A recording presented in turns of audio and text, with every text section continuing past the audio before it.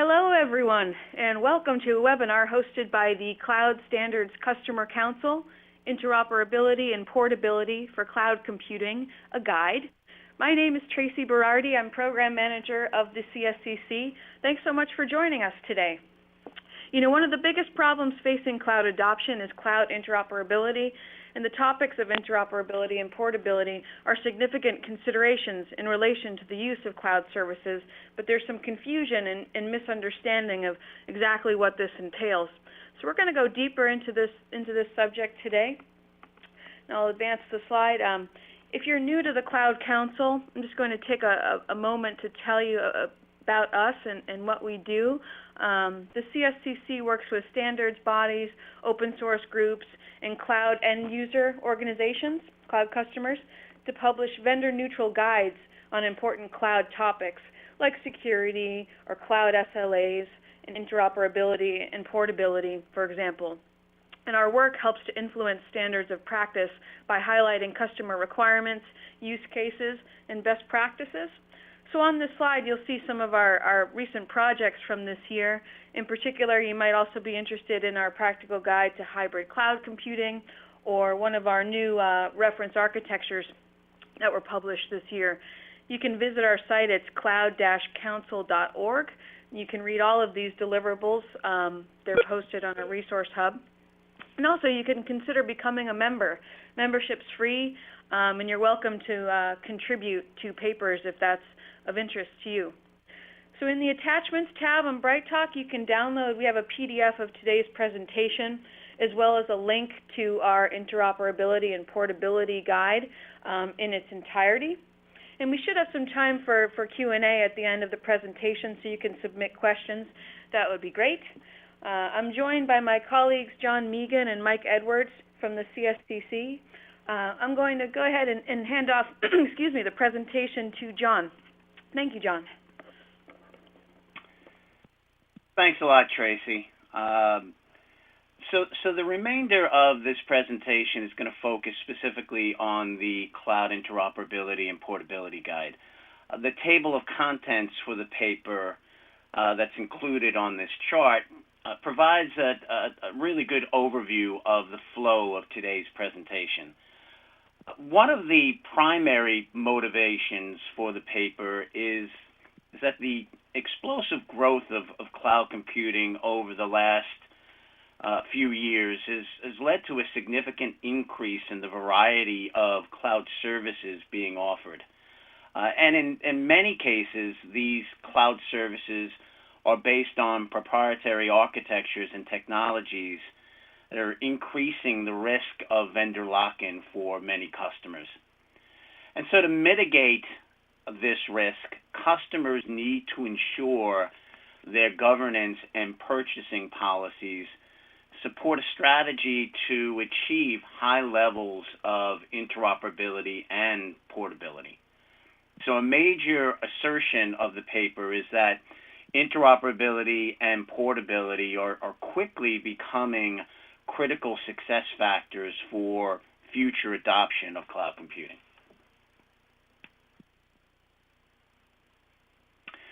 So before we dive into details of cloud interoperability and portability, it's important to sort of level set on some basic definitions. IEEE and ISO define interoperability as the ability for two or more applications to exchange information and be able to mutually use the information that's been exchanged. So in the context of cloud computing, interoperability is about understanding and successfully using service interfaces across public clouds, private clouds, and other diverse systems within the enterprise. And so the ideal of interoperability is that all of these interfaces are standardized in some way so that the customer can switch to a different cloud service provider with minimum impact. Portability is about being able to move an entity from one system to another so that it's usable on the target system. And portability is divided into two areas: application portability and data portability. From a cloud computing perspective, application portability is the ability to easily transfer and run an application from one cloud service to another cloud service. So the ease of moving the application is really the key. The application may require some recompiling or relinking for the target cloud service, but it shouldn't be necessary to make significant changes to the application code as part of the port. In a similar way, cloud data portability is the ability to easily transfer data from one cloud service to another cloud service without without requiring re-entering the data. So the API that's used to retrieve and import data from the source and target services is a key consideration.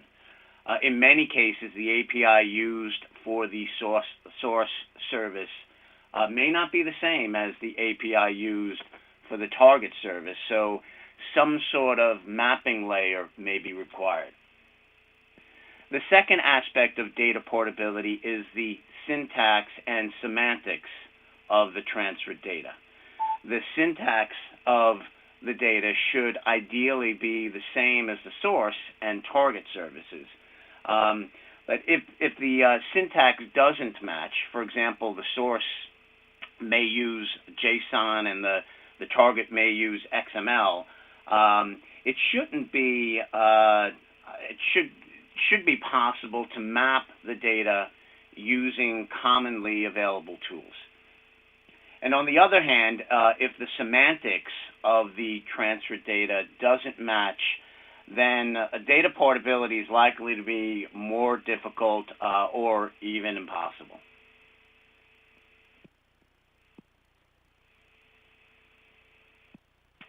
And so, as you'd expect, there are a number of challenges associated with cloud interoperability and portability.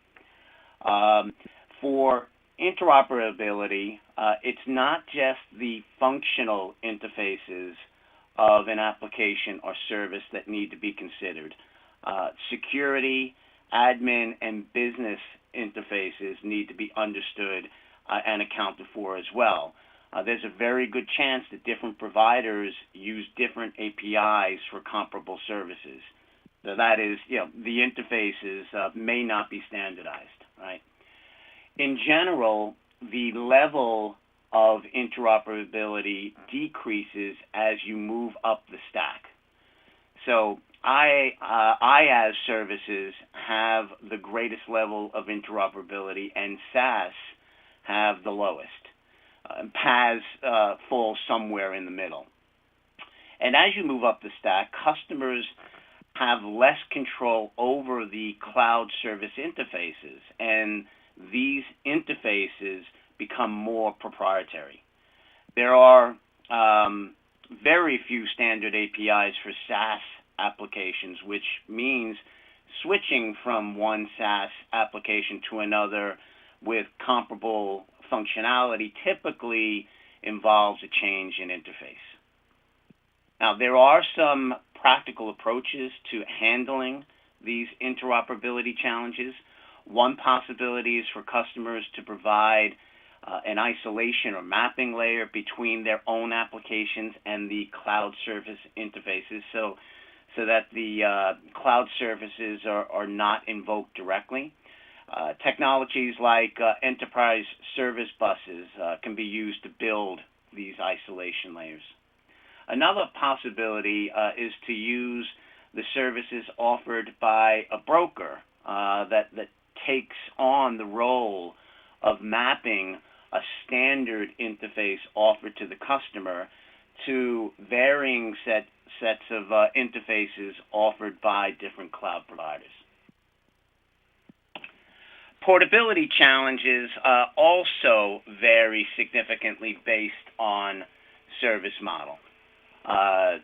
data portability is really not an issue at the IaaS and PaaS levels, since the customer is in full control of the data syntax and semantics for both of these service models. Application portability is much more of an issue, particularly for PaaS, since PaaS platforms can vary widely between different providers. For SaaS, application portability isn't an issue, since there are, by definition, no applications being ported in this model. The customer is using the application supported by the SaaS provider.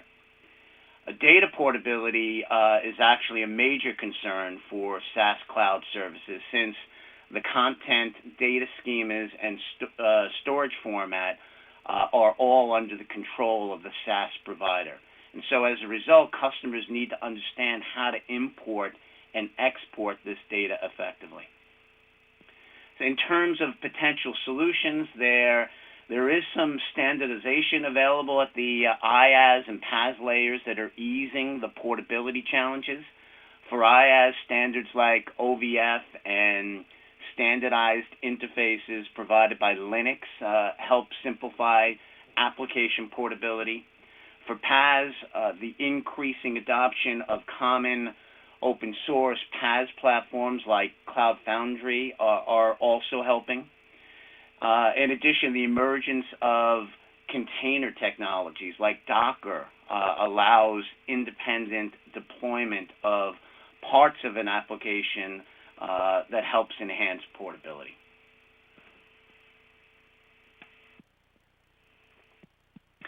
So this chart illustrates the key elements involved in cloud interoperability and portability that I highlighted on the previous charts. From a cloud customer perspective, several roles need to be addressed when creating an interoperability and portability strategy.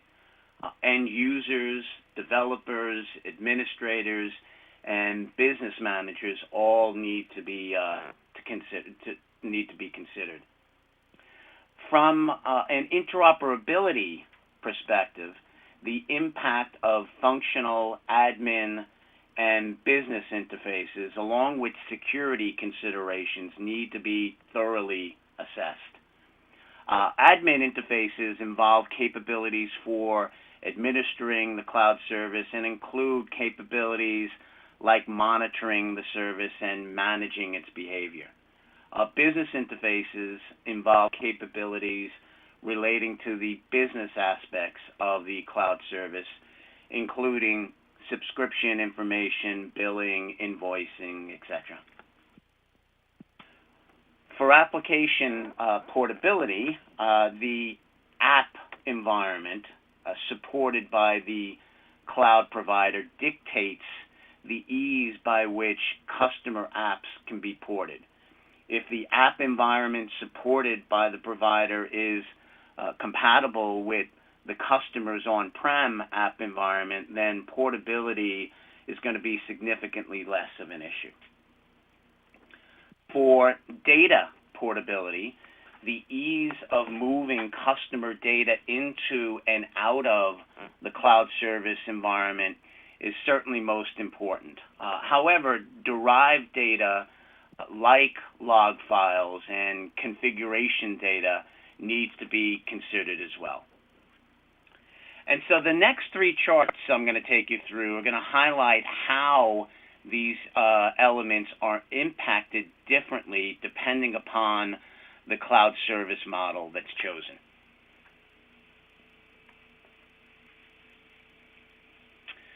So this chart highlights the interoperability and portability considerations for IaaS. The primary considerations for interoperability are sort of highlighted in the shaded area in the middle of the chart. And as you see, the admin and business interfaces require the most attention, while functional interfaces should be less of an issue since the customer retains control over these functional interfaces even after the application services are moved to the cloud. Application portability at the top is somewhat of an issue for IaaS services. One area that needs to be assessed is the virtual machine image format supported by the cloud provider. Another question that may arise is whether the machine architectures for the two services are the same. You'll note at the bottom there's no line for data portability, and that's because data portability is usually not a significant issue for IaaS services, since the customer is typically in control of the data formats used for these services.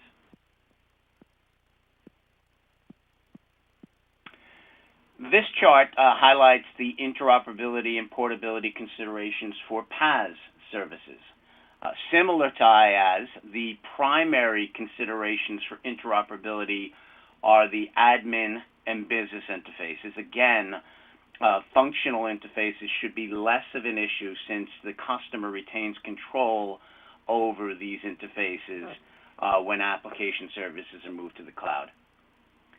Application portability is actually a critical concern for Paas services, as illustrated by the shaded area at the top right of the chart.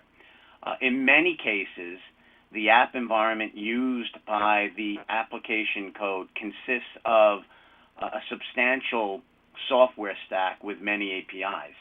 And so the stack typically includes services like web application services, databases, messaging services, rules engines, etc.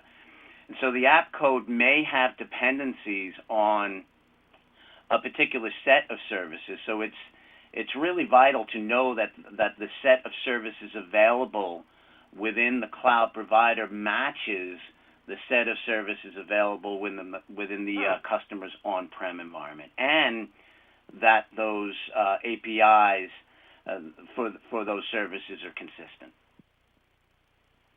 And similar to IaaS, data portability is usually not a significant issue for Paas services, since the customer is typically in control of the data formats used for these services.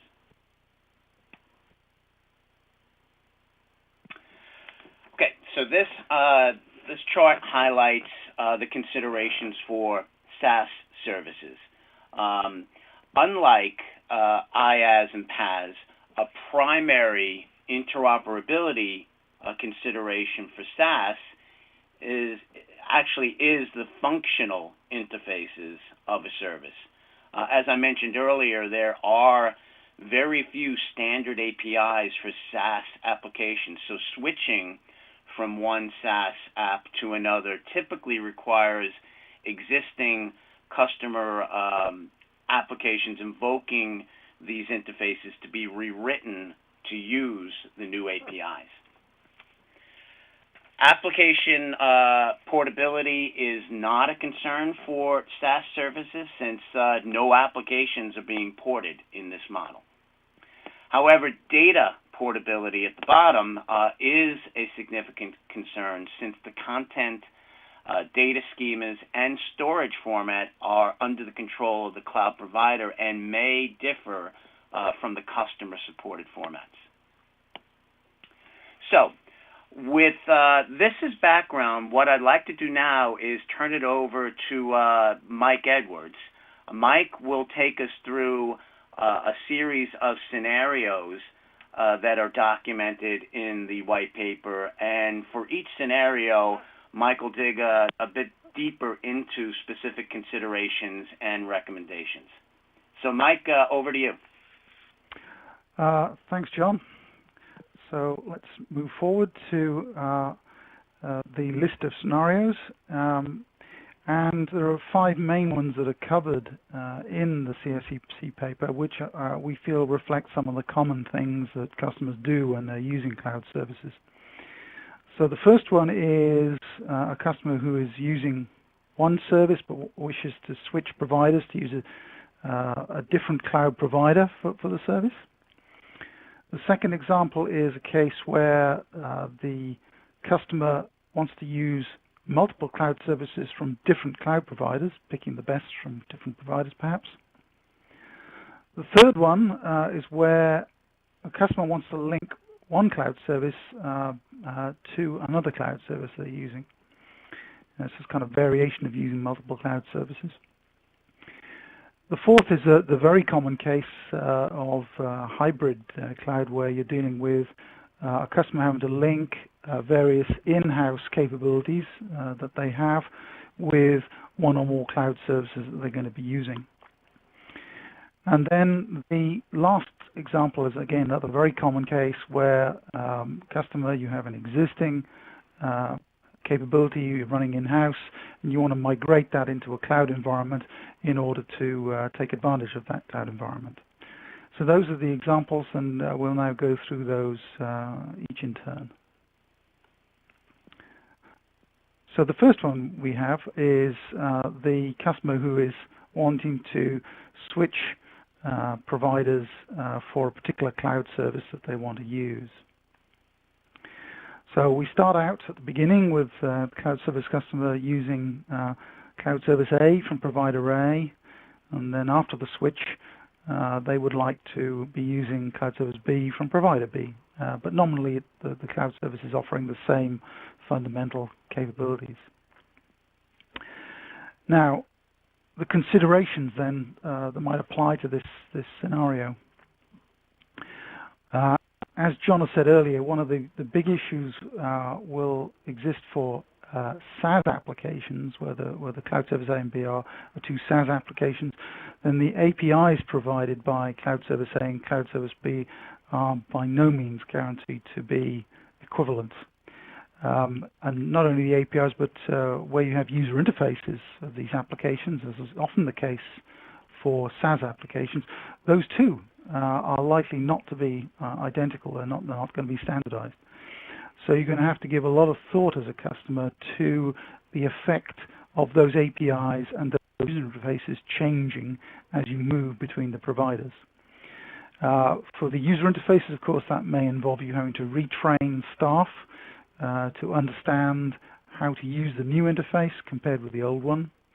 Meanwhile, for any APIs that you're using via your own program components running on premises, those will have to be modified probably to take advantage of the new cloud service APIs.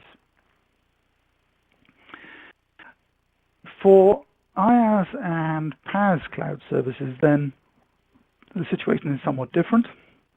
In this case, the big concern is that you are going to be moving your application between the cloud service A and cloud service B. So obviously in this case, all the considerations of application portability are going to be your biggest concern.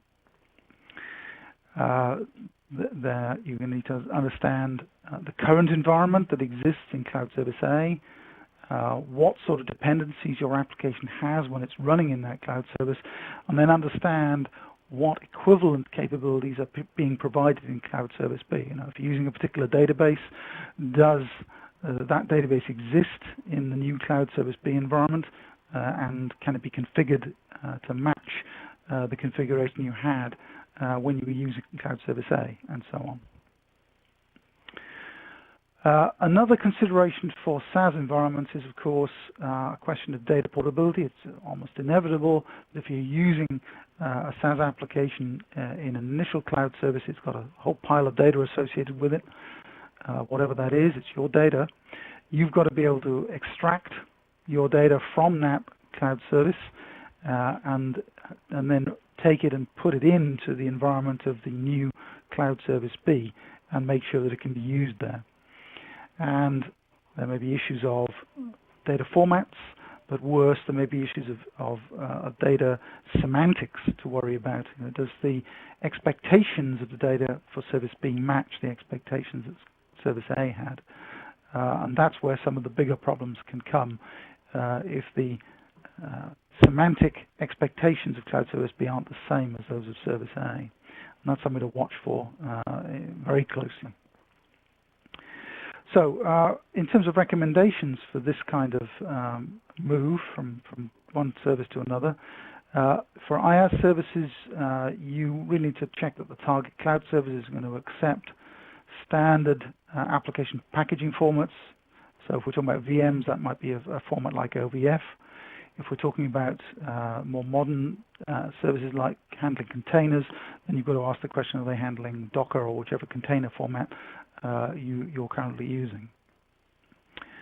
For Paas platforms, then it would be good to have an app environment in the target that's based on using open technologies and open APIs. That will certainly make it easier to move your applications. So, I mean, if you're, for example, using Node.js applications, Node.js is an open technology and therefore tends to be the same in different cloud services that support it. So that's a good thing to look for. For SaaS applications, you should always be looking for well-defined APIs in and out of the cloud service, standard protocols and data formats as far as possible as well. And in many cases, the protocols and data formats are typically more standardized. A lot of the interfaces are based on REST over HTTP, and it's not uncommon to find the data formats either based on XML or based on JSON, or in some cases being able to get the data in, say, a CSV format, which again is fairly standard, converted from your source cloud service to the new target service. Okay, so those were the considerations when you're switching cloud services. Let's now look at another scenario, which is the case where you as the customer want to use multiple cloud services simultaneously. So you're going to have, in this case, a cloud service A and a cloud service B, and you're going to want to be able to connect and use both simultaneously. So clearly the considerations in this case are that your systems and indeed your users are going to be interacting with two or more cloud services, and you're going to need consistency of administration, management, and the business interfaces, because inevitably you're going to have two sets of admin, two sets of management, and two sets of business interfaces to handle simultaneously. And so the systems that you're using in-house to do management, to do admin, need to be able to deal with that situation. And it can be a challenge because different cloud systems offer these facilities in different ways. There's no guarantee they're going to operate in exactly the same way. If they have user interfaces, for example, for administration, they may look different. They will probably have different APIs because there isn't a lot of good standardization yet available in this area. And so how might you go about tackling this situation in practical ways? Well, you should be looking to have tools such as ESBs, which will act as a mapping layer for you to go from your systems to the maybe different environments, the different APIs that the different services provide. It's a good idea to look for business and admin tools that you're using in-house, which have adapter capabilities. So you can have adapters that will connect to one cloud and a different adapter will connect to a different cloud. There are quite a number of tools that have those kind of practical adapter facilities available. It's good to look for them. And then it's also very wise when considering your different cloud services to look for common or standard technologies. And one of the classic ones that you're going to have to worry about is identity and access management. Almost always you're going to have these cloud services secured. You're going to need to be able to log into them and get access to the facilities they provide. You should be looking for those services for common standard ID and access management technologies, ideally third-party ones, so maybe even your own on-premises ID and access management system could be used to give your users access to the cloud services. That's perhaps the ideal situation. So you have to be looking for these facilities with the providers you're using.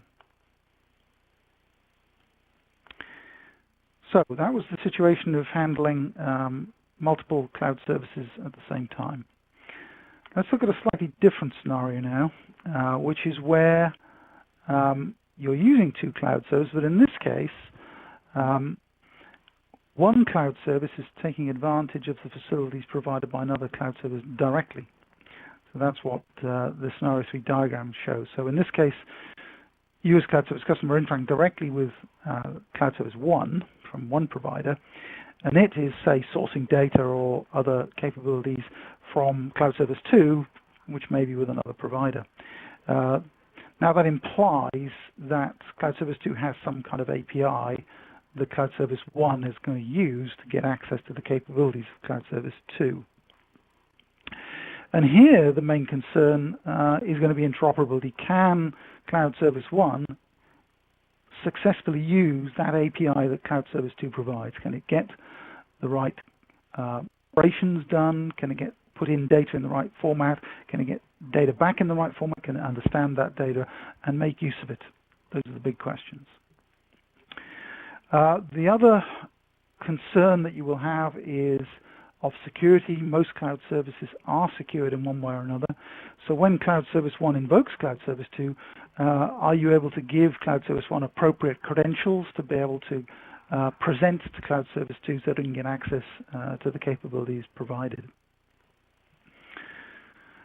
So your recommendations in this case, where you need one cloud service to use another cloud service, then you need to make sure that the cloud service is being used has well-defined and consumable APIs available from it.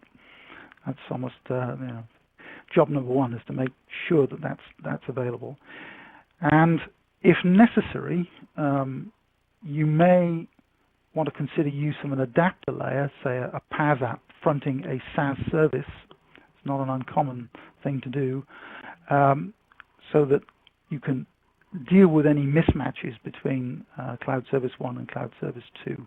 So often a very practical approach to interfacing the two services, put an adapter layer in the middle, which can exist in the cloud environment and allow you to do the mapping that's necessary. And then you also need to ensure that whatever security technology Service 2 is using can be used by Service 1, that you're able to present the right credentials in the right way. And again, possibly, if necessary, you could handle that through a mapping layer also. So that's our third scenario. Let's move to, again, a very common scenario, but one that most customers will have to tackle at some point. And that is the case where you as a customer have one or more in-house systems and capabilities that you would like to connect to a cloud service or a set of cloud services that you're going to use.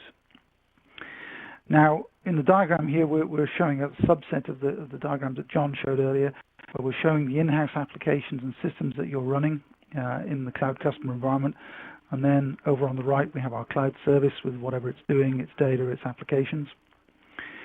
So the first issue then are these connections that exist between the in-house systems and the cloud service. And it's not just necessarily functional interfaces, as John indicated earlier, although those are important, of course. But we also have to consider the administration interfaces together and business systems, because you're almost certainly going to have to deal with the business aspects of using the cloud service. You're going to probably have to account for the usage that your in-house systems are making of the cloud services. So one of the first things you're going to need to do is you need to have well-defined APIs for on-premises data and functionality to be able to interwork between those in-house systems and the cloud service. You need to think hard about how you're going to integrate your in-house admin capabilities with the cloud administration capabilities, because now you're clearly using both systems simultaneously, and you have to be able to trace, for example, usage across the different systems. You probably have new security requirements. So, for example, if a cloud service application wants to come back in and use some data or functionality that's in-house, you're going to have to secure that in some way. Maybe that's done through exposed endpoints with credentials, or maybe it's done by other means, such as a VPN system existing between your in-house and your cloud environment. So you'll have to think hard about how that's going to be done. And the business interfaces that are provided by the cloud provider that are telling you about the usage and the financial implications of your use of the cloud services, those have to be tied back to your in-house business management systems. Sometimes you may not have those existing. You may not have, for example, a charging model for how your in-house customers, in-house users use your applications. In this new environment where you're being charged for use of the cloud services, for sure, you may need to introduce a new charging model. So one of the recommendations that we'd make to deal with this is to try and ensure that any of your on-premise applications that might be used by something that's running in a cloud service, they should be using a service-oriented interface and should present an appropriate API that's available to be invoked by the cloud service code. You may need to handle interface mismatches, protocol mismatches, or even transform data from one format to another in order to make it possible to make these connections. And tools such as ESBs are a good approach to that rather than have to write a lot of code especially for the purpose. You need to address security issues head-on. You've got to, again, look hard at what security is being provided by your on-premise systems as well as those which are available to the cloud services you're using, and you need to make them compatible, for example, by having single sign-on between the different systems, as an example, or VPNs as a way of getting secured access between the two different environments. So that's the sort of scenarios when you're trying to link in-house to cloud systems. Now we move to the final case that's considered in the CSCC paper, which is a migration scenario. So this is where now we have some existing capability, some applications, say, that we're running on premises currently, and we'd like to migrate it into a cloud service environment because it gets better performance or it's lower cost, whatever considerations are most important to us. So in this case, we were showing, say, two applications running in the cloud environment before any migration has taken place. And then after the migration has taken place, we may only have moved one application, say application 2 in this case, has been moved into the cloud service provider environment. Other applications and indeed databases may still exist on premises. They are maybe too sensitive to move or don't make economic sense to move, for example. Now, one of the considerations here for SaaS applications is if the application that we moved has been replaced by a SaaS application running in the cloud, then of course we'll be very concerned about the APIs and indeed the user interfaces that are being presented by that application when it's in the cloud service environment. And we also have to worry about the format and content of customer data that would need to be migrated into the cloud environment for that application to deal with. For IaaS and Paas, where we're moving the customer application directly into just simply a new environment, then we need to think about how easy it is to migrate the application into the cloud environment. How much does the cloud environment match existing on-premise environment? The bigger the mismatch, the harder the effort, and the longer it'll take, and the higher risks. There are almost inevitably going to be new security requirements. We may have been running on premises behind a very safe firewall, and our data center was well secured from the outside world. Once we put the application into the cloud service provider environment, then we inevitably have a data link that's going between our on-premise environment and the cloud environment. That has to be secured. It may be running over the internet. We may need to consider encrypting the communications that take place across there. We may want to use techniques like VPNs to extend our data center effectively into that cloud environment. And last but not least, again, we have to emphasize that as well as the functional interfaces, there are still administration and business interfaces that you'll need to deal with for that application when it's running in the cloud environment. Those two need to be managed and handled appropriately. So the recommendations for the SaaS environment, you have to think very hard about how compatible the new SaaS application in the cloud is compared to what you're currently using. So, people who say migrate an Office suite of applications from on-premises into the cloud environment, you have to ask the question, how closely does the capabilities of that cloud service match what I'm currently using? And again, you have to worry about user interfaces as well as dealing with APIs that you may be using. For Paas migration, the cloud app environment has to be compatible with what you're using on-premises. If it isn't, you will have a lot of pain in moving the application. For example, if the Paas environment didn't support the database that you were currently using, moving to a new database may be a big deal. So that summarizes the different scenarios that you find in the white paper. So now let's just deal with those in a summary of recommendations. For interoperability cases where I'm linking from on-premises environments into a cloud environment, your on-premises system should ideally use service-oriented architecture principles. Where you're using interfaces that may not match between on-premises and the cloud environment, consider using tools such as ESBs or adapters to handle mapping of the interfaces. It's good to consider leveraging third-party identity and access management protocols. There are lots of good standards for that.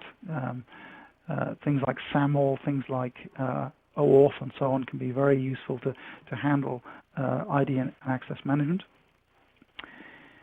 You may want to use things like API management tools if you have to expose any of your on-premise systems to code that's running in the cloud environment. That will allow you to control access, provide only access to the pieces that you want to, for example. You should be insisting on as much open technology as possible for admin and business APIs, and standardized security technologies, well-defined APIs, and if necessary, consider using a Paas mapping layer, particularly for SaaS applications where interfaces may be different than the ones you're currently using. For portability, it's always a good idea where you can use standard packaging formats, OVF, Docker, and so on, for your applications. For Paas environments, almost inevitably, you should be looking to choose a target cloud service application environment that matches the current environment you have on premises if you're moving, or your current Paas environment if you're moving from cloud to cloud. It's a good idea to use common open technologies wherever you can with Paas. That gives you the greatest potential to move your applications to a new environment. For SaaS applications, insist on the availability of standard protocols and standardized data formats wherever possible. So you should be looking at things like REST over HTTP. You should be looking for things like XML, JSON, or say something like CSV to transfer data. Okay, moving on, then we can point at some of the open technologies that we've talked about up to now. Here we have things like the OVF data format. There's a link here for you. CDMI, which is an interface to data storage technology, which is a standardized one. That's available there. We have links to security technologies here like SAML 2.0 and OAuth 2.0, which are great for ID and access management. And then some of the other open technologies that are available in the cloud computing world, including OpenStack for IaaS platforms, Open Containers Initiative, allied to Docker, which is used for containers, and then an open Paas environment such as Cloud Foundry. Now, to finish up, we have the CSCC, which has produced this white paper on interoperability and portability. This is the kind of work that we do on behalf of customers, and if you would like to get involved in helping prepare white papers that address the issues about cloud computing that you care about, then please consider joining CSCC today. There are all kinds of working groups doing new work now on the latest issues to do with cloud computing. There's a link here. Membership's free. It's very easy to join, and we would love to have you involved. Equally, if you're interested in more interesting material relating to cloud computing, please feel free to use all the wealth of CSCC material that's already been produced. There's a link at the bottom of the page here to the Cloud Council Resource Hub, which is where all of those papers, including today's interoperability and portability paper, they can all be found there. I noticed there was a question about that. Is it possible to get hold of the paper? Yep, that's the place to go, that Resource Hub down the bottom. As well as the interoperability and portability white paper, you will find lots of other interesting white papers on that Resource Hub, and they're all free to use, free to download, free to for you to go away and read and use as you see best. And then to finish off, some links to specific papers that are on that Resource Hub site are provided on this final slide. For example, the practical guide to hybrid cloud computing. So if you're using stuff on premises and in the cloud, that's a very useful guide. There's a practical guide to Paas there. If you're using platforms as service offerings, that would be a useful guide to you, and so on. There's a whole list of good stuff there, which would be great for you to read. And so with that, we come to the end of today's presentation, and that leaves things open for a few questions. So over to you, Tracy. Great, thanks, Mike. A couple questions. And also, folks, in the attachments tab, there's a link to the interoperability and portability guide, too, if you want to go there as well. So first question, are there any tools which can help application portability between on-premises and public cloud environments?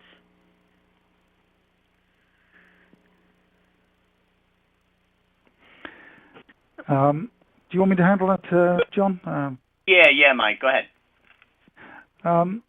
So I think the main consideration when moving from on-premises to any kind of cloud environment for applications is that you've got to have an application that is virtualized or is capable of being virtualized. And of course, the tools that can help you do that are the things such as Docker or OVF with the various virtualization environments you can install locally, first of all, to ensure that your application is capable of running in those environments.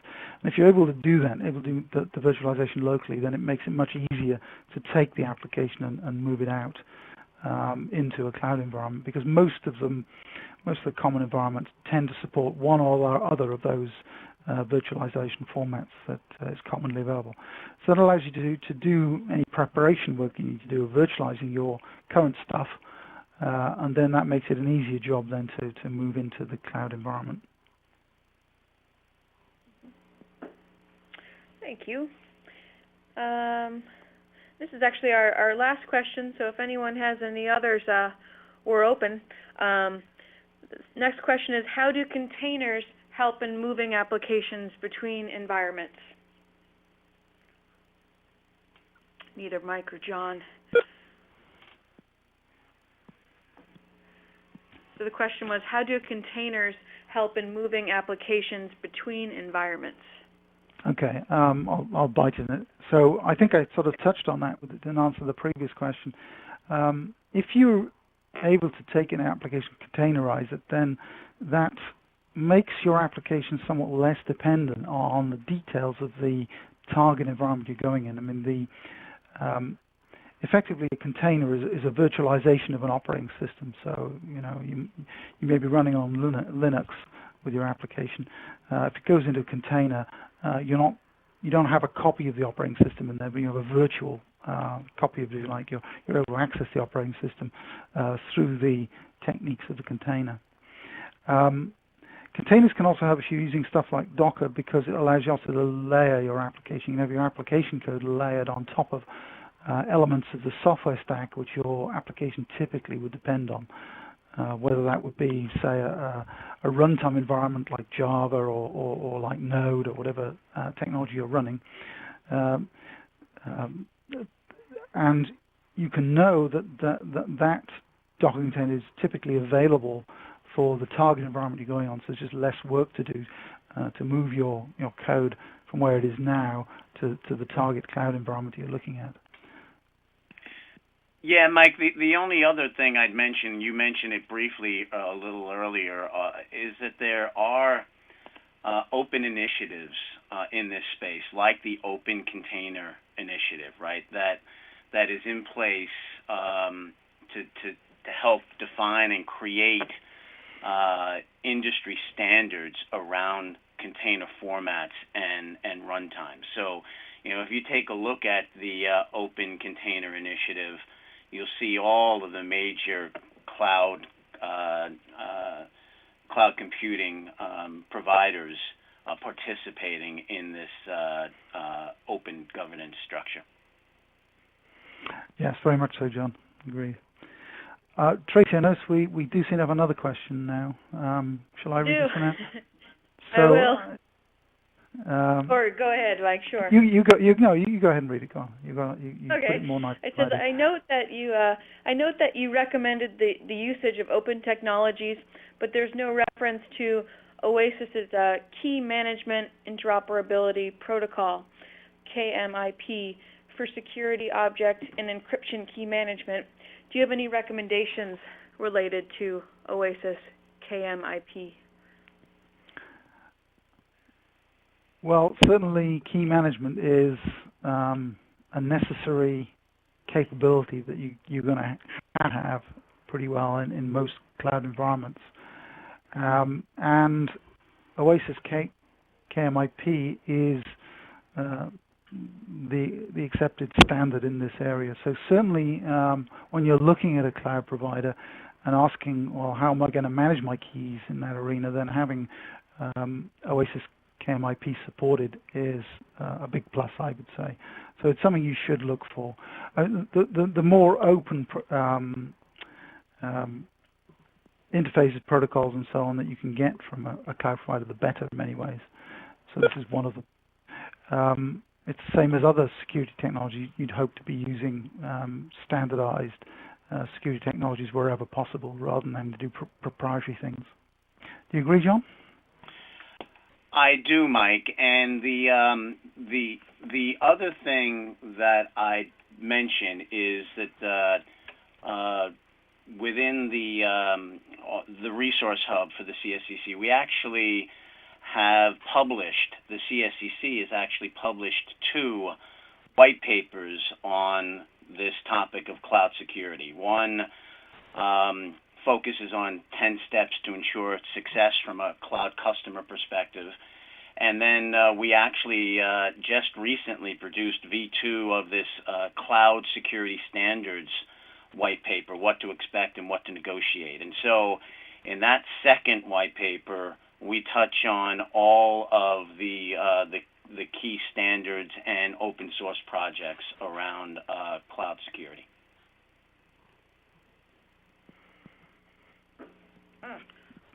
Okay. So that's it for questions. And thank you again, Mike and John, and for everyone that could join us today. We hope to see you for future events. We're actually doing another presentation this Thursday, if you're interested, on cloud security standards and some of the latest developments in privacy. You can find that webinar either on the Cloud Council's Bright Talk channel, or we're in the Cloud Week, Bright Talk's Cloud Week landing page. Or you could go to our site, cloud-council.org. We have an events calendar there, too, where we post everything. So thanks again, and everyone have a good rest of the day. Thank you. Thanks, and bye.